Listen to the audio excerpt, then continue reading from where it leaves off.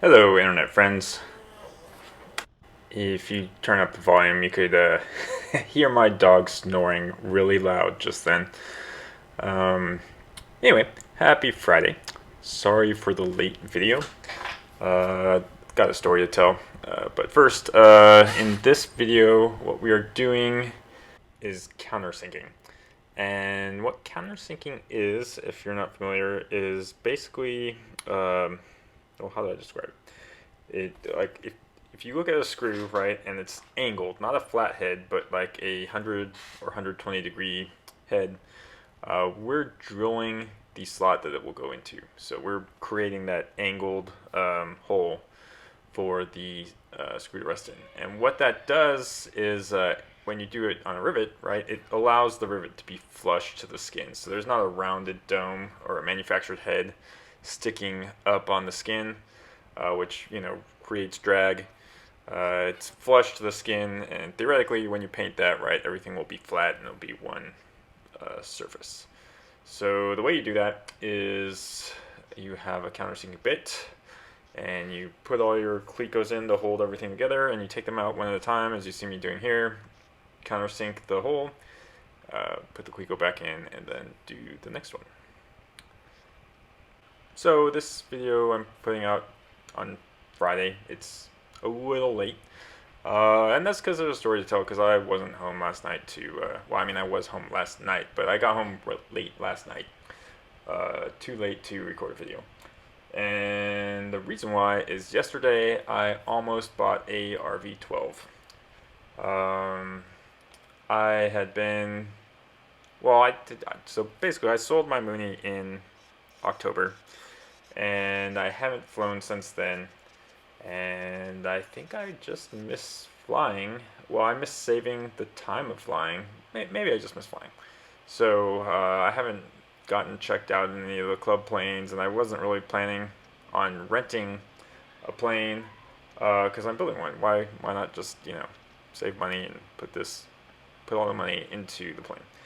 So anyway, I ran into somebody on online that wanted to partner in an RV-12.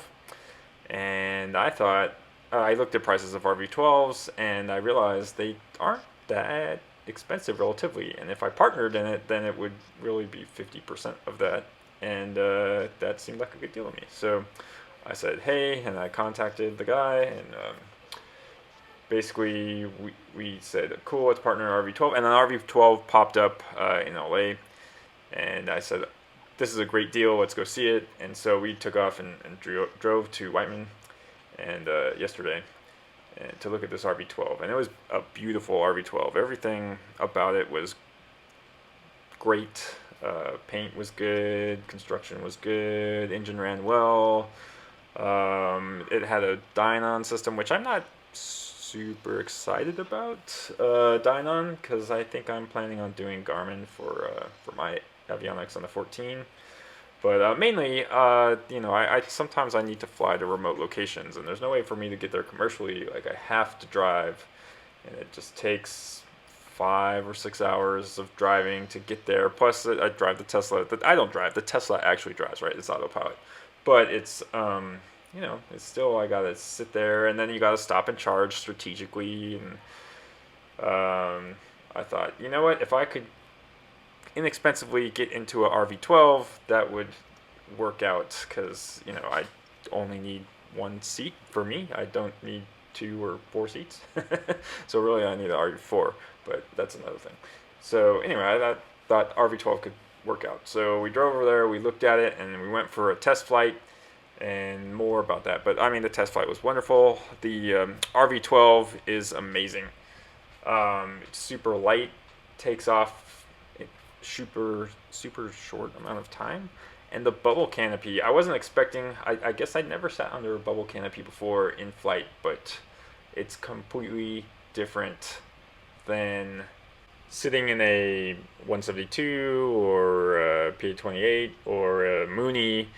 To me, when I sat in those, I felt like I was in a cockpit, and the RV-12 felt like, it didn't feel like a cockpit. It felt like I was like my body was actually flying, and I don't know if it's the visibility, but so anyway, it actually made me kind of uncomfortable. Just because I realized that I wasn't current, and I took the controls for a little bit, and I was flying around, and the response is immediate, not like any of the other planes I had flown before, and just the connection between the controls and the and what I was doing, my body, it felt like I was actually flying, and it was really uncomfortable. But not really. It was kind of uncomfortable. One, because I realized I wasn't current. Two, I didn't really have great situational awareness of where I was. Luckily, I grew up in that area, so I knew exactly where I was. But as far as airspace, right, I was not in familiar airspace because I hadn't really. Normally, I've flown, through or over that airspace, but not in that airspace. So I was trying to figure out where I was, and there wasn't a, instrument panel in front of me because there was only a left instrument panel installed. So anyway, that might have added to the uncomfortableness. But what I realized is I was not current in flying, and I felt very behind the airplane. But the airplane was great. It performed well. It flew well. I thought I was going to buy that airplane. And so when we landed, we told the guy, okay, we're going to discuss this partnership on the way back, and we'll let you know. And on the way back, talking, we had a serious conversation about mission. And when you buy an airplane, you need to achieve the mission. And my partner, he basically said, his mission is training, and he wants to get to commercial, which means you need at least 250 hours.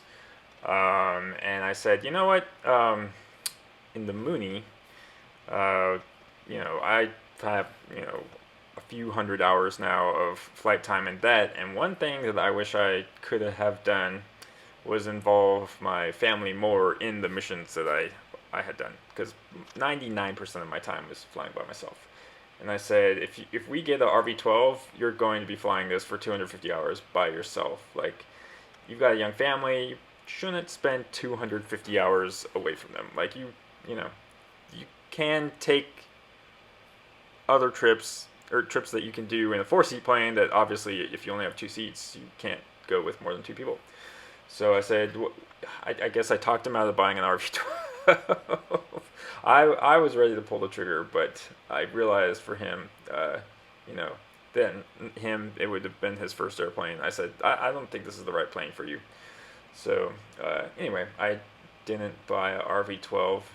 So I hope whoever gets that RV-12 is happy. It was a great plane. But anyway, what it made me realize, and I'm super grateful that I was able to do a flight yesterday in RV, because that was actually my first RV flight. And I obviously building an RV, so you would have thought I would have had a flight in one, but no, I just drunkenly pulled the trigger one day and started building.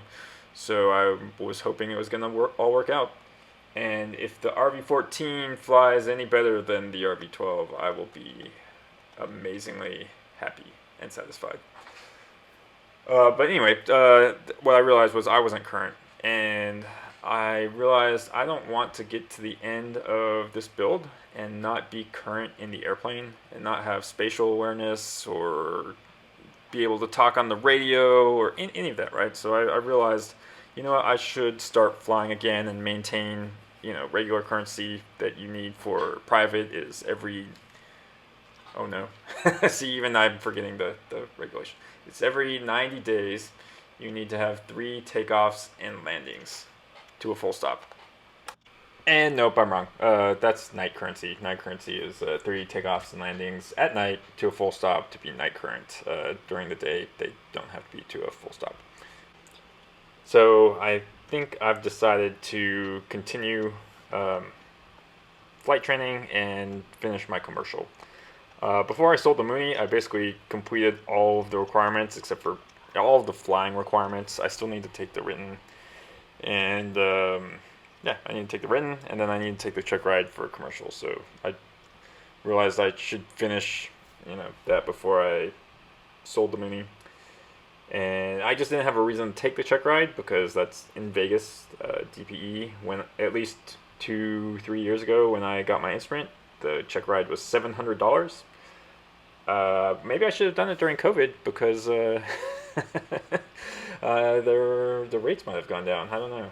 So I'm curious now what the rate is. I don't know. But I didn't have a reason to spend $700 just so I could have a cert that I wasn't planning on using. But now I see a reason to continue training because I want to stay current and I want to be aware. So that way when I'm done building, I'm ready to go. And speaking of ready to go, I was actually having coffee with a coworker today that's a retired Army Ranger, and he was talking about jumping, and that's one of the things I thought of, like, oh, that's in order to be ready to go, like, I'm gonna have to wear a parachute when I test fly this thing, and maybe I should get some training on how to use that and actually know how. But I don't think I'm ready to that.